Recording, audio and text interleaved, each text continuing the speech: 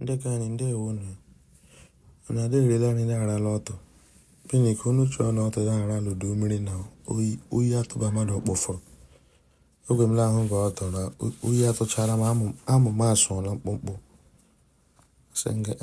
mana ahụ ụwa ahụla. As I made Ofe Nsala for the first time. This is the first time I'm trying this soup, so yeah, all shouldn't be that hard on me. So I can hem chọrọ ịjụ sị ndị ihe mere na ụfọdụ ụmụ nwaanyị ji cheele ịkpata ego ndị isi. Ndị ihe ji cheele ịkpata ego ndị isi. Ị ga-erịọ mmadụ ihe gboo, ị ga-erịọ nwoke ihe asị nwaanyị ma ọ bụ gwa nwoke ma o meela anyị. Onye eme ntefo ya ma ọ bụ onye emefo ya. Sele eme nte ya. Ka ebe bịa gbakashiwa ọnụ. Bezon, ịgbakashiwa ọnụ, you are very stingy. You can never even do anything for me. All you want is just to be this one. Aro recha da. Ishore oto gbawala nne mbụ. Aro toji n'ọra aro ihera ya. Ichere ịkpata ego ndị izi. Mgbe adịghị m chere jụ, ichere ịkpata ego ndị izi.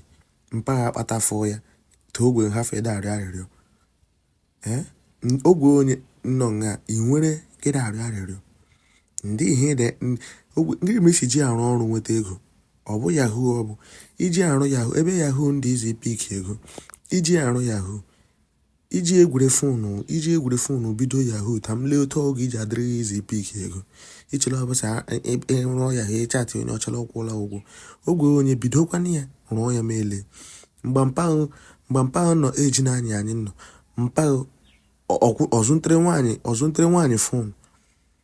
Mpa sef ọzụnte nwaanyị la lounge ma ọ bụ ụmụ henanya ọ bụ ba mbụ ha rewe ga gbara otu shọtụ kai dang. Isi ọ dịghị mma. Onye ọbụla respect ya onwe ya. Onye ọbụla respect mmadụ etile mmadụ ibe pressure ọtọ agbawa unu.